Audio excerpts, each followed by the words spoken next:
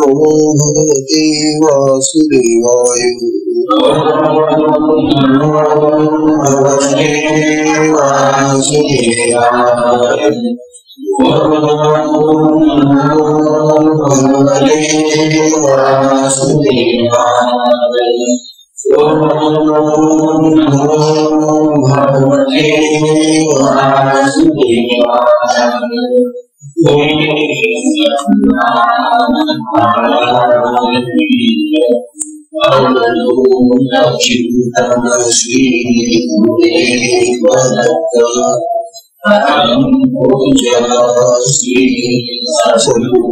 संतज्ञानीश्वर महाराज की जय। परम पूजनीय श्री सद्गुरु संत ज्ञानेश्वर महाराज साधकांचे माय बाप बालयोगी आणि भगवान विष्णूचे अवतार असलेले ज्ञानोबा यांचा श्री सावधू यांचा श्री अमृतानुभव तथा अनुभव अमृत नावाचा ग्रंथ आपण पाहतो। अमृतानुभवाचं हे दुसरं प्रकरण सुरू आहे।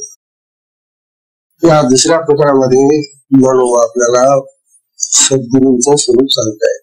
हे स्वरूप निदान आपण सर्व साधकांनी सद्गुरूंचं जे महत्व आहे जीवनामध्ये ते ओळखावं। ज्ञानोबा सद्गुरूंना वंदन करताना ते कसं वंदन करतायत, काय समजून वंदन करतायत, हे सगळं पाहत असताना ज्ञानोबांचा हा जो भाव आहे गुरु संबंधीचा तो आपण लक्षात घ्या। काल आपला 18 उद्या झाल्यात 19 मुली संपलेली होती, परंतु ती फार पूर्ण राहिली। 19व्या मुलीमध्ये ज्ञानोबा आपल्याला सांगत होते, पुढे दृष्टीचे आलगे, पुढे दृष्टीचे आलगे, खुची की नोटी मागे, खुची की नोटी मागे। एवढिया जैता निघे आपण गेलो, एवढिया जैता निघे आपण गेलो। ओवी तशी वर्गण वाचताना कशी वाटते, परंतु या ओळीमध्ये ज्ञानोबा आपल्याला एक दृष्टांत देऊन गुरुचं महत्व सांगतात, गुरु कृपेचं महत्व सांगतात। गुरु कृपा खास असते। या ठिकाणी दृष्टिपाताचं उदाहरण ज्ञानोबा देत आहे। ज्ञानवंता ज्याप्रमाणे एखादा भाला, बर्ची किंवा टोकदार हत्यार असत आणि ते टोकदार हत्यार जर देहामध्ये खुपसलं तर ते आरपार निघून जात। इथं जे हत्यार आहे ते सद्गुरूंचं कृपादृष्टीचं हत्यार आहे। सद्गुरूंची कृपादृष्टी ही इतकी तीक्ष्ण आहे, त्या हत्यारापेक्षा तीक्ष्ण आहे। त्या हत्यार तरी जड आहे, परंतु ही जी कृपादृष्टी आहे ती इतकी सूक्ष्म आहे, इतकी अग्रवादी तीक्ष्ण आहे, इतकी टोकदार आहे ती की त्या टोकाने, त्या दृष्टीच्या कृपादृष्टीच्या टोकाने शिष्याच्या शरीरामध्ये प्रविष्ट होते। तिथं आपल्याला ज्ञानोबा हा सुंदर असा दृष्टांत देऊन सांगून राहिले की ज्याप्रमाणे भाल्याने ते टोक खुपसलं हे शरीरामध्ये आरपार जात। तिथं काय होतं, त्या भाल्याने ते खुपसल्याबरोबर तो मनुष्य लोक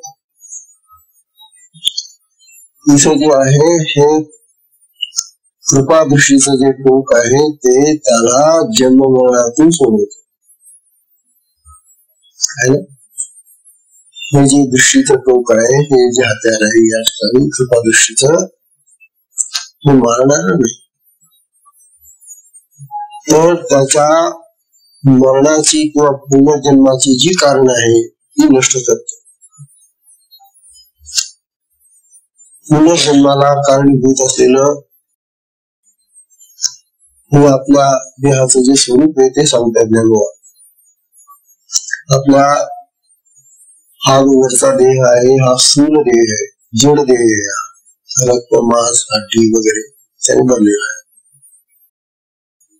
आता मरणार आहेच तेव्हा, परंतु याच्या आत असलेले जे 3 देह आहे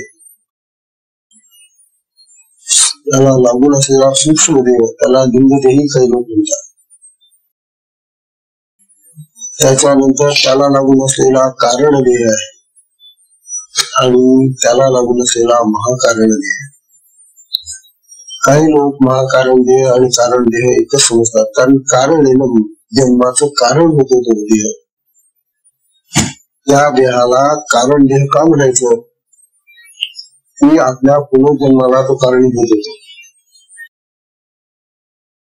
आणि जो देह आपल्या पुनर्जन्माला कारणीभूत होत असेल तो देह क्षून करायचा काय. हा वरचा देह पलून जाऊन टाकतात, पिळून टाकतात, परंतु ते मधले जे देह आहे 3 किंवा 2 ते देह सूक्ष्म देह आहे. ते असे आपले या देहासारखे जड देह सूक्ष्म आहेत आणि ते सूक्ष्म असल्यामुळे ते कुणालाही जाणता येत नाही, पकडता येत नाही, मारता येत नाही, काही करता येत नाही. पण हा वरचा देह जो संपला तर मात्र ते सूक्ष्म देह जे असतात ते एकत्र होतात आणि त्यांचे स्वरूप सांगतात ज्ञानोबा. हे जे सूक्ष्म देह आहे हा याच्या खाली, या देहाच्या खाली तो कशाने बनलेला आहे ते सांगतात. हा सूक्ष्म देह स्थूल देह पंचमहाभूतांचा म्हणजे हा वरचा. त्याच्यामध्ये पृथ्वी आहे, पाणी आहे, मोठा वायू आहे, तेज आहे, अग्नी आहे आणि आकाश आहे. पृथ्वी आप तेज वायू आकाश 5 महाभूत आहेत ना. तर हा वरचा देह जो आहे आपला पंच महाभूतांचा पंचीकरणाने बनलेला असा वरचा स्थूल देह आहे. आता याला लागून असलेला जो सूक्ष्म देह आहे त्या देहामध्ये खूप भरती आहे आणि सगळं बाहेर निघत म्हणजे सूक्ष्म येते. त्याच्यामध्ये सूक्ष्म देहामध्ये 10 इंद्रिय आहेत. आपली 10 इंद्रिय आहेत ना, या 10 इंद्रियांचे अंश आहेत. इंद्रिय जात नाही, इंद्रिय तर देहाला आहेत, परंतु या इंद्रियांचे जे धर्म आहेत ते त्या सूक्ष्म देहामध्ये आहे. तर 10 इंद्रियांचे 10 सूक्ष्म भाग, त्यानंतर पंचप्राण, प्राण सूक्ष्म आहे त्या सूक्ष्म देहामध्ये राहतात. मन आणि बुद्धी ही 2 इंद्रियांची अशी 17 संख्या होते. आपल्या सूक्ष्म देहामध्ये 17 लोकांची गर्दी आहे आणि हे 17 मिळून एक वर्तुळ तयार होतं आणि ते वर्तुळ मग त्याला लागून असलेला जो कारण देह त्या कारण देहामध्ये विलीन होतो. आता कारण देह कशाचा बनला आहे बघा. कारण देहामध्ये 2 महत्वाची तत्वे, त्याच्यामध्ये आपला जो स्वभाव आहे, स्वभाव आणि आपले कर्म संस्कार सगळे या जन्मामध्ये केलेल्या कर्मांचे जे संस्कार आलेले आहेत आणि पूर्वीचे काही राहून गेले ते सगळे उरलेले संस्कार कारण देहामध्ये आहेत आणि म्हणून कारण देह हा आपल्याला पुनर्जन्माला आणतो. पण त्या संस्कारांचे भोग आपल्याला घ्यायला लागणार जे कर्म केलेले. मग ते का संपले नाही ते संस्कार, कारण आयुष्य तेवढं नव्हतं. हा वरचा देह गेला की बाकीचे मग उरलेले संस्कार काय करणार, ते पुन्हा जन्माला आणतात पुन्हा आपल्याला. म्हणून कारण देह हा आपल्याला पुनर्जन्माचं कारण होतो आणि त्याच्यामुळे आपले स्वाभाविक जे गुण आहेत आणि पुन्हा संस्कार जे आहेत ते त्यामध्ये पाहिलेले असतात. आणि त्यालाच लागून महाकारण्य, कारण्य आणि महाकारण्य वास्तव एकच आहे. महाकारणता म्हटलं गेलं की एक मुख्यतः महत्वाचं कारण आहे, पण त्याच्यामध्ये वासना असतात. महाकारण देहामध्ये वासना भरलेल्या, इच्छा भरलेल्या, कामना भरलेल्या, आणि वासनेच्या पोटी जन्म आहे. आपल्या जशा वासना असतील तसा जन्म येतो. म्हणून महाकारण देह हा त्या कारण देहामध्ये आणखी लागतो. आणि हे तीन देह एकत्र होतात, सूक्ष्म देह, कारण देह आणि महाकारण देह. आणि सगळे सूक्ष्म येते ते कळत नाही आपल्याला. आणि त्या सगळ्यांची बेरीज मग 17 20 तत्वांचा तो गोळा बाहेर फेकला. आणि हा जड देह जो आहे ना, हा इथे जाऊन टाकतात. आता हा जो गोळा बाहेर गेलेला आहे 20 तत्वांचा, तो काय करेल? तो धुंडत असतो मग कुठं जायचं जन्माला.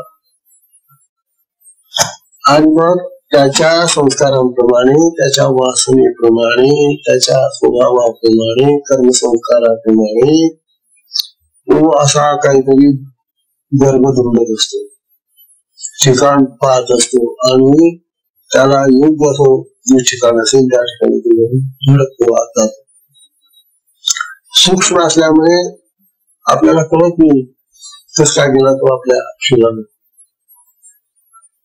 आपल्या श्वासातून जातो. अशा प्रकारे हे जे महत्वाचे 3 देह आहेत, सूक्ष्म, कारण आणि महाकारण, हे 3 देहच आपल्याला पुन्हा जन्माला आणतात.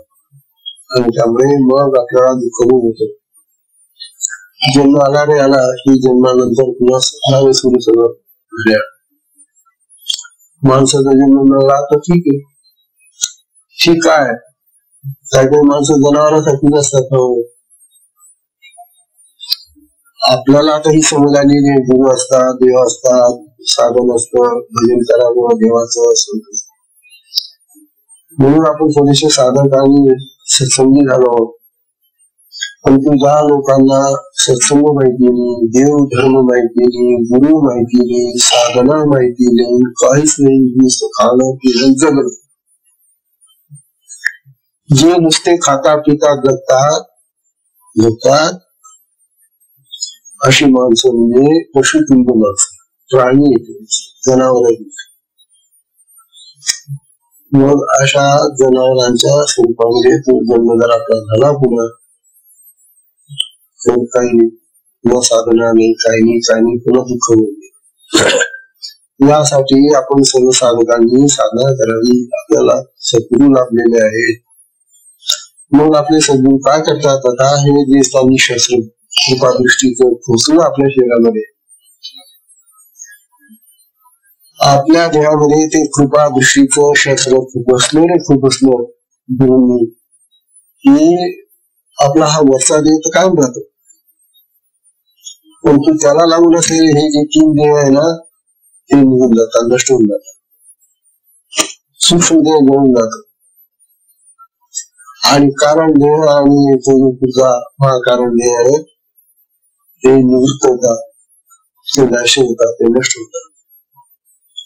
मग हे 3 देह जर नष्ट होऊन गेले तर मग हा जो शेवटचा आपला हा जो स्थूल देह आहे हा एवढा शिल्लक राहतो. आणि त्याचं आयुष्य असेपर्यंत तो राहतो. आणि मग हा स्थूल देह पडला की मग त्याला ते 3 देह नसल्यामुळे पिसे त्याला मग पुन्हा जन्माला यावं लागत नाही, तो सुटला. म्हणजे सद्गुरू आपलं जन्म मरणाचं चक्र थांबवतात कृपादृष्टीने. ही कृपादृष्टी आपल्या शरीरात दिली गेली की आपला पुढचा जो कोणता जन्म होणार होता त्या जन्मापासून वाचतो. आणि या जन्मामध्ये आपण जीवनमुक्त होऊन जातो. एवढं महत्व या गुरुकृपेच्या शास्त्रात. ही गुरुकृपा दृष्टी काय करते आघात आहे. धर्माचा जो अनुभव आहे तो अनुभव लक्षात घ्या. ते त्यांचा अनुभव सांगतायत आपल्याला, तो त्यांनी अनुभव घेतलेला आहे.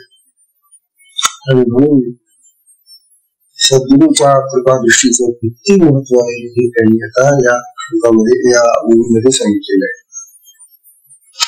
अशी कालची 19वी ओळी होती. आता ही 20वी ओळी आपण काल वाचली होती.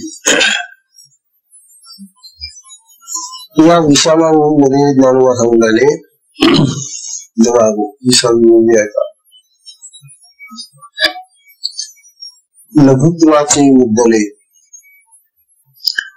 लघुत्वाचे मुद्दले बैसला गुरुत्वाचे शेले. लघुत्वाचे मुद्दले बैसला गुरुत्वाचे शेले. नासुनी नाथिले सदैव दो, नासुनी नाथिले सदैव दो. कळायला मार्ग नाही. कशी सोपी आहे, परंतु शब्दरचना आपल्याला थोडीशी अवघड वाटल्यामुळे मुलीचा अर्थ कळत नाही. आता ज्ञानोबा सांगल्याने की लघुत्व म्हणजे लघु म्हणजे लहान, आणि लघुत्व म्हणजे लहानपण. लघुत्व भावाचे नाम आहे, लघुत्वापासून लघुत्व. हे जे लघुत्व आहे, लहानपण आहे, ज्ञानोबा म्हणतात हे त्यांचं मुद्दल आहे. मुद्दल म्हणजे भांडवल. जसा एखादा व्यापारी दुकान करतो, व्यापार करतो, त्याला भांडवल लागते ना, सुरुवातीला पैसा लागतो. तस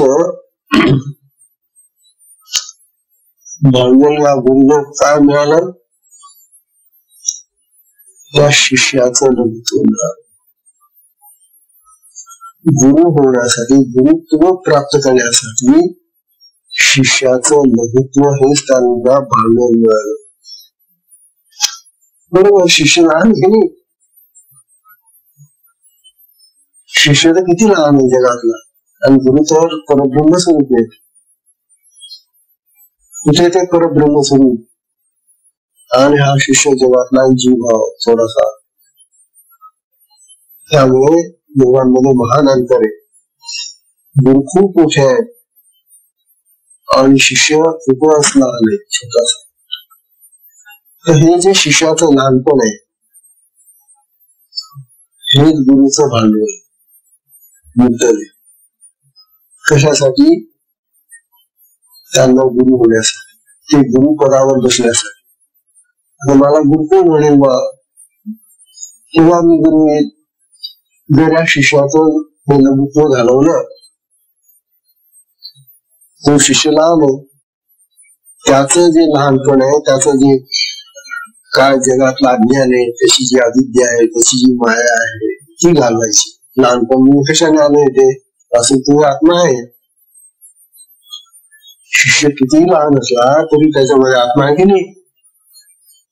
पण तो लहान त्याला का म्हणायचं, कारण त्याच्यामध्ये अविद्या आहे, अज्ञान आहे, आणि अज्ञानाच्या दृष्टीने तो लहान आहे. आणि सद्गुरू हे आत्मज्ञानी आहे, म्हणून मोठे. इथं शरीराचा लहान मोठेपणा नाही, इथं ज्ञानासंबंधीचा लहानपणा मोठेपणा आहे. शिष्य अतिशय अज्ञानी आहे, अविद्या भरली त्याच्यामध्ये. ज्ञान म्हणतात, गुरु काय करतात, त्या शिष्याचं हे जे अविद्येचं भांडवल आहे, अज्ञानाचं मायेचं भांडवल, ते आपल्या हाती देतात. त्या शिष्याला द्यायला काय आहे ते दुसरं. परंतु महाराज म्हणजे काही तुम्हाला देण्यासाठी, अहो तुम्ही ते विश्वाचे राजे आहात, आमच्या जवळ काय नाही, हा जीव आहे आमचा, त्या विद्या भरलेली या तुझं आणले, तुझं ते जे असेल भांडवल दे मला. आणि ते म्हणतात, ते सद्गुरू त्या शिष्याची ती अविद्या घेतात, अज्ञान घेतात, माया घेतात, त्याचं लहानपण घेतात, आणि त्यामुळे ते गुरु झाले आता त्या शिष्याचे. तेव्हा ज्ञानोबा या ओळीमध्ये सांगणारे की शिष्याचा जो कमीपणाचा भाव आहे, लहानपणाचा भाव आहे, कशामुळे आलेला? अज्ञानामुळे, अविद्येमुळे. तो दूर काढून देतात. आता जर अविद्या गेली शिष्यातली तर शिष्य सुद्धा मग ज्ञानी होऊन जातो, गुरु समान होऊन जातो आणि मग गुरु आणि शिष्य सारखे होऊन जातात. शिष्य आता आत्मज्ञानी झाला, कारण त्याची अविद्या काढून घेतली गुरुंनी, त्याचं अज्ञान काढून घेतलं, त्याचं लहानपण काढून टाकलं, तो मोठा झाला. मोठा झाला म्हणजे ज्ञानाचा ऋषी, आत्मज्ञानाच्या ऋषी तो मोठा झाला.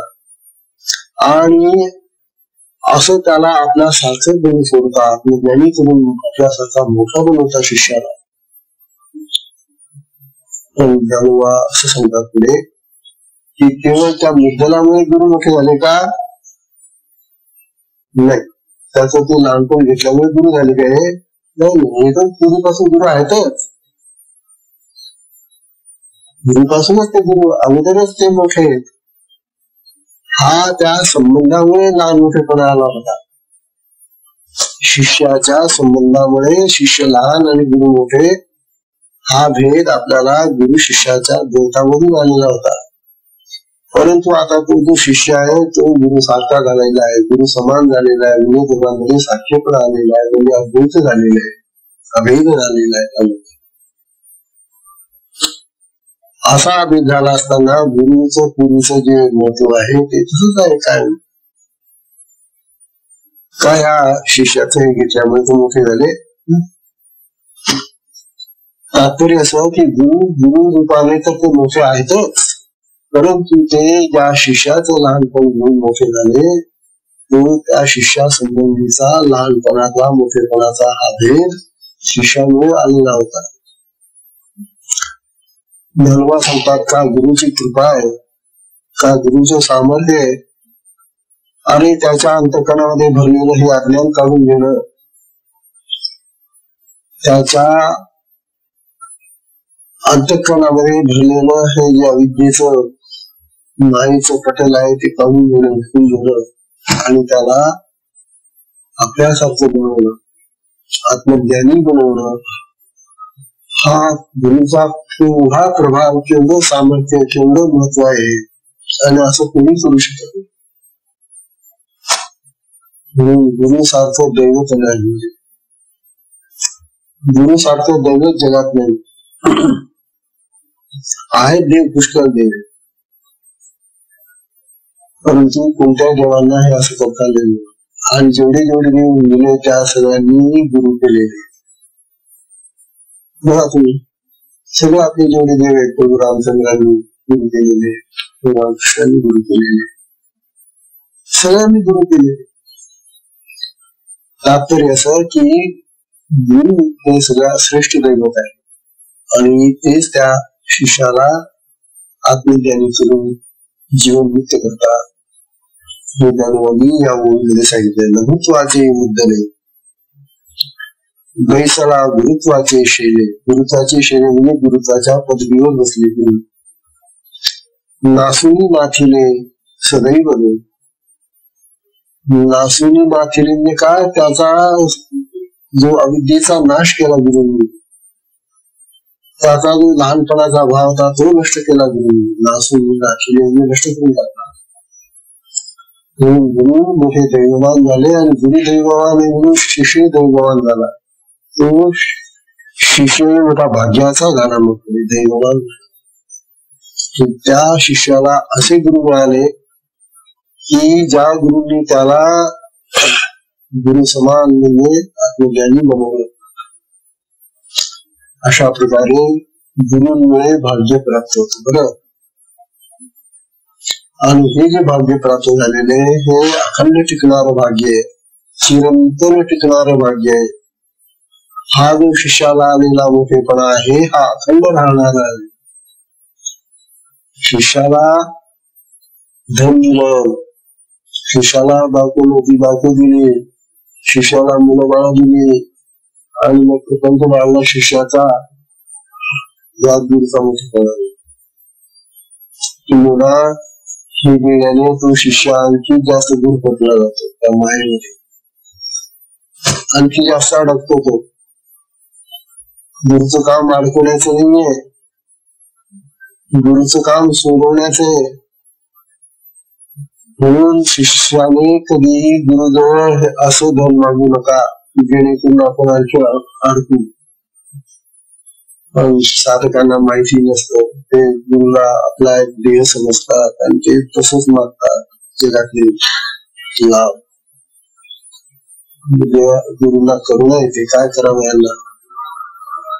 यांना यांचं हित कळत नाही, यांना यांचाच फायदा कळत नाही, यांचाच लाभ कळत नाही, यांना काय करावं. म्हणून गुरु ओळखा आणि गुरुला ओळखण्यासाठी बोलू आपल्याला त्यांचा अनुभव सांगू. हा जर अनुभव आपल्याला कळला तर आपण गुरुजवळ या असल्या गोष्टी कधी मागणार नाही, मागूच नाही. आता पुढची ओळी तर फारच महत्वाची आणि तुमच्या ध्यानात ठेवण्यासाठी ओळी आहे, अतिशय महत्वाची ओळी आणि सोपी पण आहेत ना. सोपी आहे, दृष्टांत आहे त्यामध्ये आणि अतिशय गर्भ अर्थ देणारी, खोल अर्थ देणारी अशी असते. ज्ञान म्हणतात नाही ते जळी गुरिये,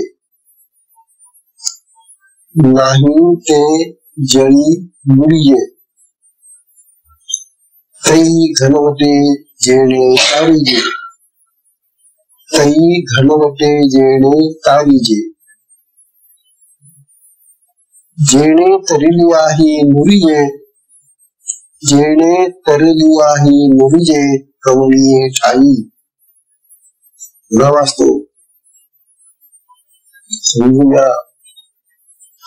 नाही ते जळी गुरिये, तै घनवटे जेणे तरिजे, जेणे तरली आहे नुरिये, कवळे ठाई. कळते का? आम्ही म्हणतो बरोबर सोपी म्हणून मी म्हटलं बसल्यावर समजून जाईल. समजून तर पाहिजे. धर्मा एक उदाहरण देत आहे बघा. समजा आपण एका नदीला पूर आलेला आहे, त्याला खूप पाणी भरलेलं आहे आणि आपल्याला या तीरावरून नदीच्या त्या तीराला जायचंय. आता ही जी नदी आहे ती खूप पाणी भरलेली आहे, त्या ठिकाणी आपण जाऊ नाही शकत. मग आपण काय करतो, नाव तिथे थडीवर नाव असते, ही नाव मिळवतो. त्या नाविकाला सांगतो बाबाने आम्हाला नावेमध्ये घेऊन पलीकडे पोचून दे.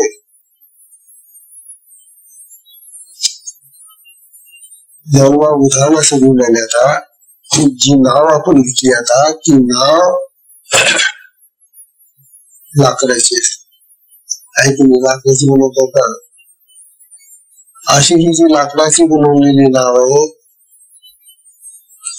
आता त्या लाकडाच्या नावेचं आपल्याला वजन करायचं. किती वजनाचे असेल आपल्याला त्याच्यामध्ये बसलो खरं, तो लाकूड वजन तो नावेपेक्षा जास्त झालं. छोट्या छोट्या पण नाव असावं का, 2-3 माणसांना घेणार आणि अशा नावा तुम्हाला काशीमध्ये पुष्कळ सापडतील. छोट्या छोट्या 1-2 माणसं बसतील अशा नाव असतात, छोट्या छोट्या असतात. तेव्हा आपण कधी गावात बसून नव्हतो, त्याला वाटलं आपण जेव्हा नावीत बसलो आपण वजन तर जास्त आहे, नाव टाकत गेली. आम्ही काय सांगतो त्या नावाड्याला, ते नावाडी दादा, नावाडी दादा तू एक करतो का रे माझ्यासाठी? काय म्हणजे तू बाकी करतो, तराजू काटा आहे त्या तराजू काट्यावर तुझे नाव वजन करायचं सांगू. विचित्र माणसं दिसतात हे. आता आपण किती लोकांना मी पाठवून आलो, वस्तू केलं आणि हे म्हणतात या नावाचं मला वजन पाहिजे. आता पैसे पाहिजे असं बिचारा नाविकाला नाव आणायला. बरं मग चला कुठे घेऊन त्याला धरू लागा मला नाव. ती उचलली तो नाव उचलली गेली त्यात त्याला एका पारड्यामध्ये ती नाव ठेवली, दुसऱ्या पारड्यामध्ये दगड टाकले, जोगण टाकलं. तरी थोडस टाकलं का दगड काही फार जास्त टाकलं नाही, वरून काही जास्त टाकलं नाही. तो म्हणाले एक एक मनाचा एक एक दगड आहे किंवा 20 शेराचा एक एक दगड आहे. जसे 2-3 दगड टाकले मग ती नाव तशी वर यायला लागली. हे बघा हे 3 दगड आहेत ना 20 शेराचे, 60 शेर असे नाव आहे माझे. झालं ना आणि ती वर यायला लागली. आता बरोबर दुसरीकडे टाकलं. बरोबर मग तुमचं वजन किती मारा? हो माझं वजन तर 70 किलो. अरे बापरे. तू मला अशी म्हणतो तू बसणारा आणि असतात बरं अशी माणसं 60-70 किलो वजन असतात काही. कसं काय करावं या उषा नावे 60 किलो वजनाच्या नावेमध्ये 70 किलो वजनाचा दगड मी बसलो तर नाव कशी काय चालेल जाईल मध्ये दिली. त्यामुळे तो सारखा भीत होता बसणारा. नवाड्याला काही कळे ना की याने असं खबर करायला लावून मला. ठीक आहे बा आता केलं झालं. तो बसा तर खरी महाराज होता तुम्ही बर का 7 वेळा पैसे द्यायचे असले द्या, माझं काम बोलून राहिलं आणखी दुसरे लोक आले मला जावं लागेल. बसा ना तुम्ही. तो माणूस म्हणाला आधी ते दगड म्हणजे पाण्यात टाका बरं. तसे 20 किलोचे 20 किलोचे दगड एक एक दगड पाण्यात टाकलं की बुडून जायचा. अरे बाप. आता 3 दगड आहे तसे ते 3 दगड पाण्यात टाका म्हणून टाकून पाहा. तिन्ही दगड पाण्यात टाकले तर बुडून गेले. म्हणलं आज काय जगेल का म्हणे. आज तिच्या वजना इतके दगड आम्ही आता पाहिलं वजन केलं आणि ते दगड बुडून गेले पाण्यामध्ये. आणि हा नावी म्हणतो की बसा आता या नावीमध्ये. म्हणजे आता ही नाव आधी 60 किलोची आहेच आधी आणि आमचं आणखी 60 किलो 70 किलो वजन. ते दगड ते गेले पाण्यातले. आता हा दगड नावेमध्ये बसला तर नक्कीच पुढे लिहिला लागला विचार. म्हणतो बा मला तुझ्या नावाची फार भीती वाटते. होता बरं अहो म्हणे ते तुम्ही 60 किलोचे दगड होते ते तर बुडून गेले पण तुमची नाव 60 किलोचे ना आणि त्यात माझं आणखी वजन बसणार. आपण जरा विचारतो अहो असं काय करतात बाबा बसा ना तुम्ही. आणि ती नाव टाकली त्याने पाण्यामध्ये. त्या नाविकाने खूप त्याने आग्रह केला आणि बसवलं बाबाला हात धरून आणि नाव चालायला लागली.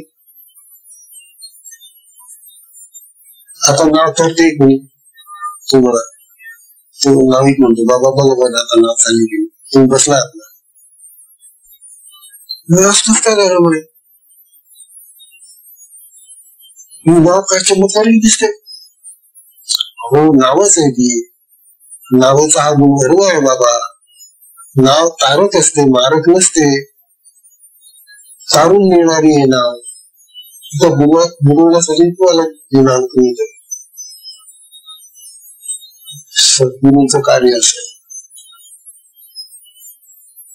मानवांनी हे उदाहरण घेतलं.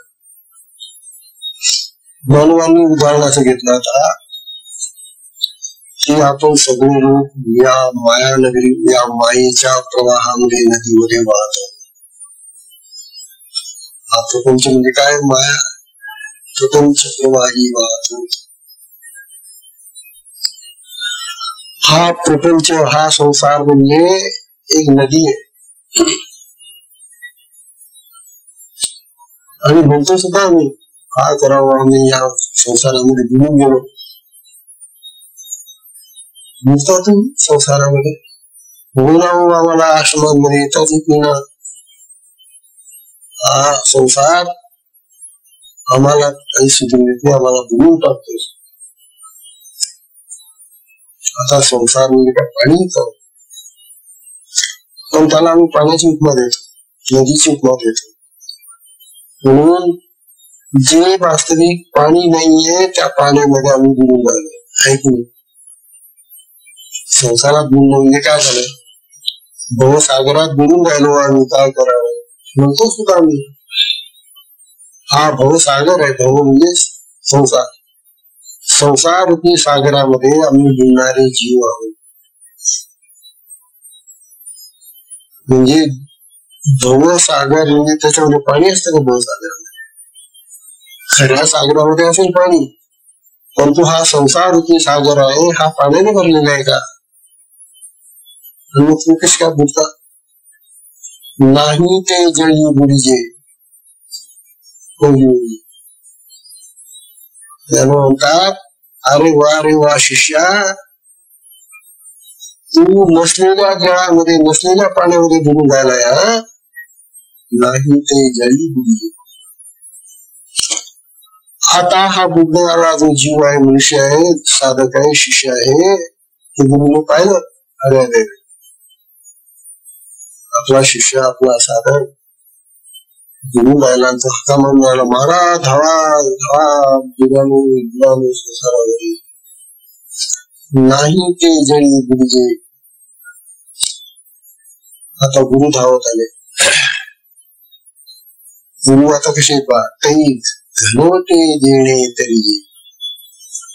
आता गुरु काय घनदाट आहेत का, वजनदार आहेत गुरु. अरे गुरु हे तत्व आहे, गुरु तर परब्रह्म आहे, गुरु आत्मतत्व आहे. गुरु आता ह्या बुडणाऱ्या शिष्याला, न पाणी असलेल्या जळामध्ये बुडणाऱ्या शिष्याला काढतात. आणि कसं काढतात, जे गुरु आता घन नाही ते घन होतात. तर गुरु तत्व आहे, गुरु देह नाही. गुरु हे आत्मतत्व आहे, ब्रह्म आहे, परब्रह्म आहे. मग असं हलकं परब्रह्म त्या बोलणाऱ्या शिष्याला कसं काढेल, त्याला काढणारा जड माणूस पाहिजे ना कोणतरी. गुरु घनरूप होऊन त्याला काढतात. सगळं आपल्या गोष्टी पण काय नाही ते जळी बुडीजे, नसलेल्या गळामध्ये पाण्यामध्ये तो गुरु राहिलेला आहे. जे गुरु घनदाट नाहीये ते गुरु सूक्ष्म तत्व आहे, परब्रह्म आहे. ते गुरु घन झाले, ते गुरु घनदाट झाले, शरीर झालं त्यांचं, आणि त्या शरीर घन झाले ते त्याला काढतात. समजलं नाही ते जळी बुडीजे, ते घनवटे जेणे तरीजे. त्याला घनवट होऊन तारलं, घन होऊन तारलं गुरुने. आता तारून काय केलं, हा जो संसाराचा प्रवाह आहे ती माया नदी आहे, तिला काठच नाहीये. खरी नदीला काठ असतात, तो संसाराच्या नदीला काठ कोणते सांगा बघ. कोणत्या तीरावर बसता तुम्ही लागले, कोणत्या तीरावर जायचं तुम्हाला. संसार रूपी नदीला तीर आहे का, मग आता याला तारल्यानंतर कोणत्या तीरावर सोडायचं. पण ही माया नदी आहे संसार म्हणजे. तिला आपल्या खऱ्या नदीप्रमाणे थोडी तिला काठ आहेत, तीर नाही तिला. म्हणून त्यामुळे असं सांगतात जेणे तरी आहे मुलगे. आता याला काढलं तर खरं आपण या संसार सागरातून, पण या तारलेल्या या जीवाला आता कुठल्या तीरावर सोडायचं. आणि लोक म्हणतील का कुणाला वाचवलं तू दाखवा म्हणत होतो, तर तो दाखवायला उरलाच नाही. आता शिष्यच राहिला नाही, तो कोण गेला, गुरु गेला. कारण गुरुने तारले त्याला संसारातून, गुरुने त्याचा उद्धार केलेला आहे. माया संसार नदीमधून त्याला तारलं म्हणजे त्याला बाहेर काढलं म्हणजे तो आत्मज्ञानी झाला. पण गुरुने तारलेले ते. असा हा जो आत्मज्ञानी झाला तो आता गुरुच होऊन गेला. तो शिष्य राहिला कडं म्हणजे तारल्यानंतर शिष्य आता शिष्य राहिला नाही, तो गुरुच होऊन गेला. आणि मग लोकांनी विचार करा कुठे तुम्ही त्या माणसाला काय बोलणं संसारात, कुठे दाखवा बरं. दाखवायला शिल्लक राहायला लागेल, कारण तो गुरु गेलेला आहे, तो आत्मज्ञानी झालेला आहे, तो शिष्य राहिलेला नाहीये. अशी ही महान अर्थपूर्ण आणि दाखला देऊन दिलेली योगी आहे. हे जर कळलं नाही तर योगी लागू शकेल.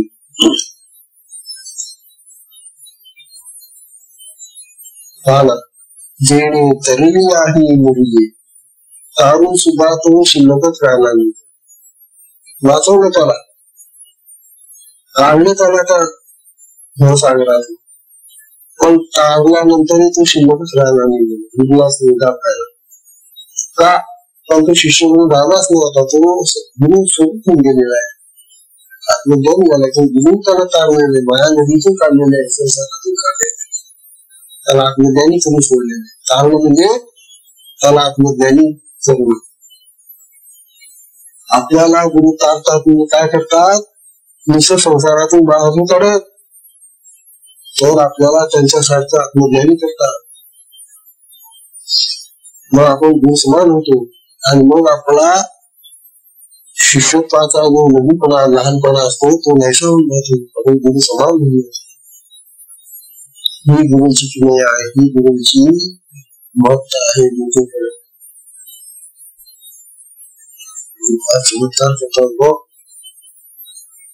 मी त्या शिष्याला तो बाहेर काढल्यानंतर शिल्लकच राहू देत नाही, दिसतच नव्हतं कुठे.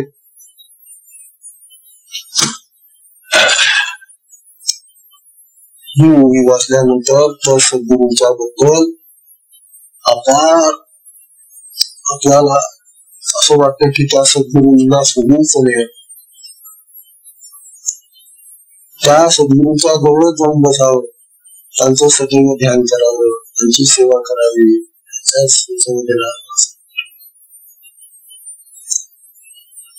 सद्गुरूंचं महत्व, सद्गुरूंची किमया, सद्गुरूंचा हा जो कार्यक्रम आहे हा अतर्क्य आहे.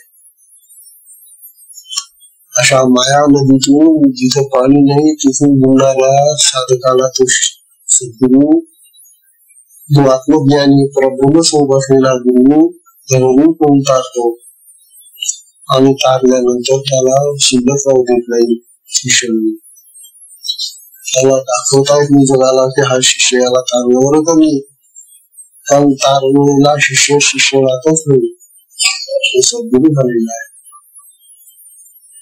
ही जी योगी आहे ही योगी आपल्याला महान सामर्थ्य दाखवून देते. हरिपाठाचा त्या ठिकाणी सुद्धा त्यांनी असंच लिहिलेलं, साधू बोध झाला तो गुरु आठेला. हरिपाठाच्या अभंगामध्ये साधू बोध झाला तो गुरु आठेला, तो उरलाच नाही. मग हा जो साधू बोध आहे, हा जो सद्गुरूंचा बोध आहे, हे आत्मज्ञान सद्गुरूंचा शिष्याला दिलं, त्यामुळे तो शिल्लकच राहत नाही शिष्य म्हणून. आपुराची वाटी उधळल्या होती काहीच समाप्ती झाली देश. दृष्टांत आहे त्याचा, हनुमानच येता हरिपाठ केली. ही कापराची गोळी आहे वाट, तिला पेटवल्याबरोबर काय होतं, ती सगळी कापुराची गोळी पूर्ण जळून जाते. कापुराची वाटी उधळल्या होती, ज्योतित पेटली, परंतु ठाईची समाप्ती झाली देशी आणि ती जेव्हा दिसते त्या ठिकाणी राख नेला राख काहीच फिरत नाही, शिल्लकच नाही. आता एवढी वाट एवढी बदली होती ना, एवढी बडी होती ना आमची कापण्याची, एवढी बडी लावली आम्ही, दाखवा कुठे कापडाची उडी बनवून गेल्यानंतर तिथं शिल्लक काय राहील, ठाईचं समाप्ती. तसं सद्गुरूचं कार्य आहे. त्या शिष्याला ते अशा पद्धतीनं त्याच्या माया नदीतून किंवा त्याच्या अज्ञानातून बाहेर काढतात की त्या ठिकाणी तो विरतच नाही, शिल्लकच राहते. तेव्हा हे जे ज्ञानोबाचं पहिली विधान आहे हरिपाठामध्ये सुद्धा हे सांगितलेले. तेव्हा हरिपाठ नुसतं वाचून वाचून वाचून जर आपल्याला हे कळलं नाही, आता हरिपाठामध्ये सुद्धा कित्येक असे श्लोक आहेत की ते कर्तव्य चक्रावून सोडतात माणसाला. त्याचा गर्भीचा अर्थ तो लक्षात घेत किंवा ज्ञानोबांनी आता आपल्याला हा 21व्या ओळीमध्ये नोंद केलेला आहे, हा आपण सगळ्या साधकांनी लक्षात ठेवावा. गुरुला एकदा शरण गेल्यानंतर गुरु काय करतात, गुरु म्हणून आपल्याला त्यांच्या समान करून टाकतात, आपल्याला आत्मज्ञानी करून सोडतात. म्हणून गुरुकडे जायचं असेल तर आत्मज्ञानी होण्याची तयारी ठेवून जावं. जगाच्या गोष्टी मागण्यासाठी जाऊ नका, हा बोध याच्यामध्ये. आणि लोक त्या जगाच्याच गोष्टी गुरुच्या जवळ मागतात, देवा पुढे नारळ ठेवतात, देवा मला हे दे रे, तू एक नारळ दाखवतात देवाला, 10 मागण्या मागतात. अरे बापरे, देव म्हणतो काय हे कसला व्यवहार आहे हा, हे 5 रुपयाचं नारळ 10 मागण्या मागून राहिले, आता व्यापार आहे कसा. तेव्हा आम्ही सगळे व्यापारी त्या देवाजवळ गुरुजवळ असंच करतो, व्यवस्थित देतो, एवढं मागतो, देताना नको. मी तर असं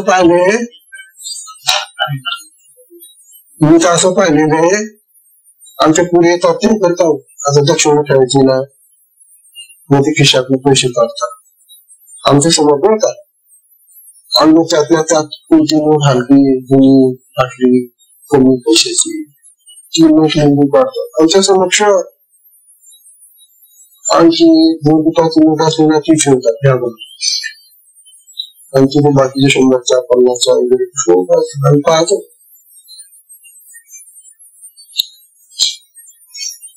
अरे आम्हाला दाखवून तू तिकडं आमच्या पलीकडे जाऊन ठेवला की आम्ही काय म्हटलं होतं, पण आम्हाला दाखवून तुम्ही ती निवडून आमच्याकडे ठेवता.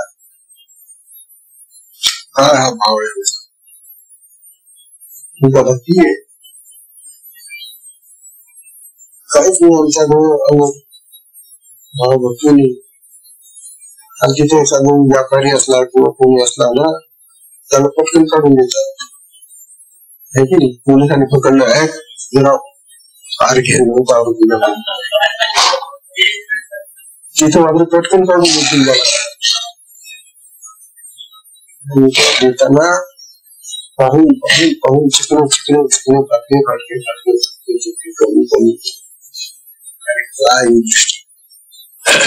जिथे उदार असायला पाहिजे तिथे कंजूस असतात, आणि जिथे कंजूस व्हायला पाहिजे तिथे उदार असतात. उदार विचित्र कारभारांचा जगाची उलटी रीत आहे ना. तेव्हा त्या लोकांचा हा विचार आपल्या लक्षात घ्या आणि गुरुचं महत्व समजलेले आहे. त्याला पुसूया करू फार सुंदर येतात. काय अभिभाव काय आहे आजच्या सत्संगाला हरिओम.